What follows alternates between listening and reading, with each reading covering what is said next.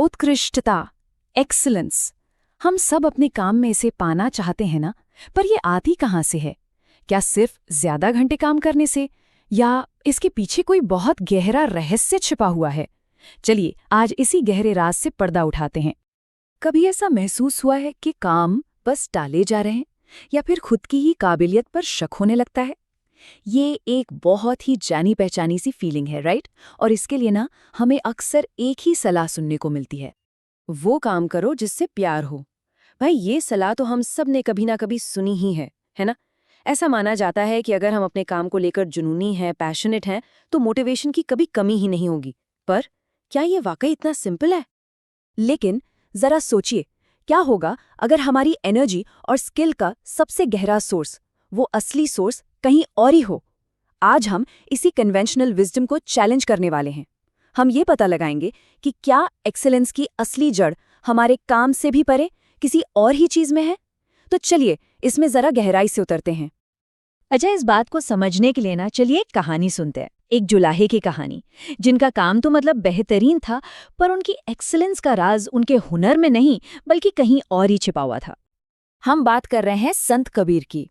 वो एक जुलाहे थे और उनका काम बेमिसाल था, एक्स्ट्रॉर्डिनरी। लेकिन जो बात उन्हें महान बनाती थी वो सिर्फ उनका हुनर नहीं था। और यही है वो गहरा रहस्य। कबीर के जीवन का जो केंद्र था, जो सेंटर था, वो उनकी बुनाई नहीं बल्कि राम थे, उनकी भक्ति थी। और इसी भक्ति ने उनके काम को साधारण से असाधारण बना दिया था। तो यहाँ ना दो बिल्कुल अलग अलग रास्ते दिखते हैं। एक है काम केंद्रित जीवन। जब काम ही हमारा सेंटर बन जाता है तो वो अक्सर एक बोझ सा लगने लगता है, मोटिवेशन भी धीरे धीरे खत्म हो जाती है। लेकिन दूसरा रास्ता है भक्ति केंद्रित जीवन। जब जीवन का केंद्र कुछ गहरा होता है, कोई हायर ट्रूथ होता है, तो वही काम एक एक्सप्रेशन बन जाता है, एक आनंद बन जाता है। कबीर के लिए बुनाई उनकी भक्ति का ही एक रूप थी। और ये प्रिंसिपल सिर्फ कबीर तक ही लिमिटेड नहीं है। जरा कृष्ण के कामों को देखिए। उनकी महानता उनके किए गए कामों से नहीं बल्कि उनके अपने मूल स्वभाव यानी कृष्णत्व से आती है। उनका हर काम, हर एक्शन उसी गहरे सेंटर से इंस्पायर होता था। तो ये काम से परे का स्रोत आखिर है क्या?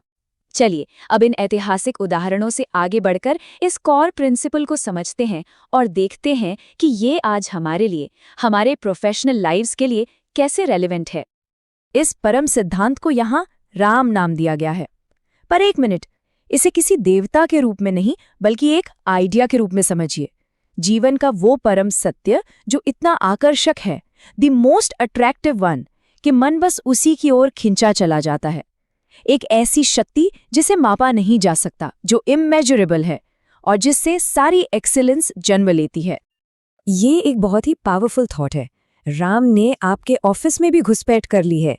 राम के बिना आप अपने कार्यस्थल पर भी उत्कृष्ट नहीं हो सकते। मतलब ये कोई आध्यात्मिक बात नहीं रह जाती, ये बहुत प्रैक्टिकल हो जाती है। ये सिर्फ मंदिर या घर की बात नहीं है, ये हमारे ऑफिस, हमारे काम पर सीधे सीधे लागू होती है।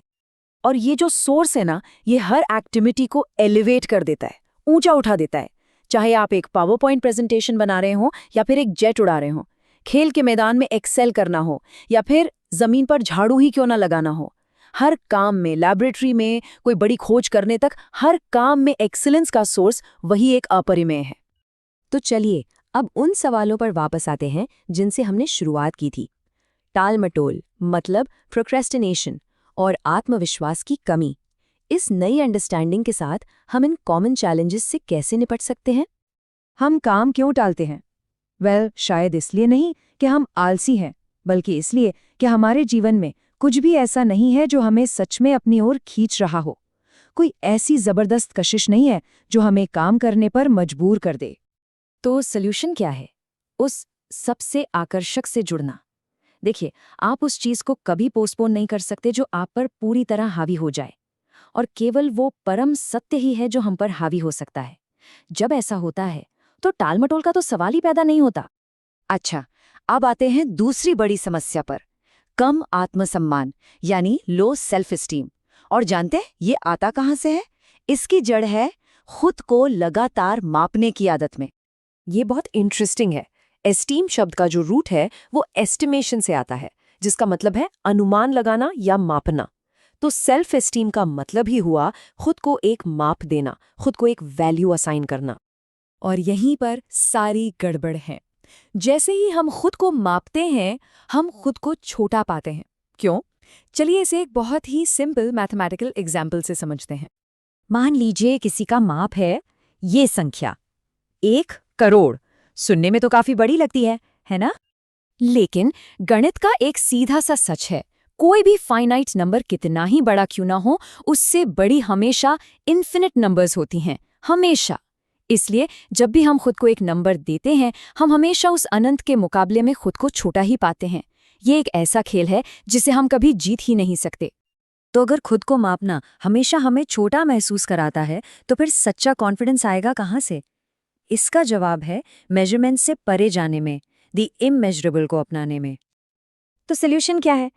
देखिए, लो सेल्फ एस्टीम को सिर्फ एक ही तरीके से हील किया जा सकता है, वो है उस अपरिमेय के साथ एक होकर, जो नंबर से, माप से परे है। सच्चा कॉन्फिडेंस ज्यादा बड़ा नंबर पाने से नहीं आता, ये उस चीज से जुड़ने से आता है जिसे मापा ही नहीं जा सकता। जब आप उस इमेजरेबल का हिस्सा बन जाते हैं, तो छोटे और बड़े का सवाल ही खत्म हो जाता है। और यही इस पूरी चर्चा का सार है, द अल्टीमेट टेकअवे। राम सभी उत्कृष्टता का स्रोत हैं, चाहे वो कबीर की बुनाई हो, कृष्ण का जीवन हो, या हमारे ऑफिस का कोई प्रेजेंटेशन। हर तरह की एक्सीलेंस का सोर्स वही एक अपरिमेय है। तो ये सवाल अब सबके लिए है, अपने आप से पूछने के लिए, हमारे जीवन में वो अपरिमेय क्या है?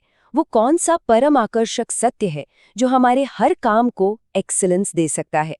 शायद इसका जवाब ढूंढना ही सबसे जरूरी काम है।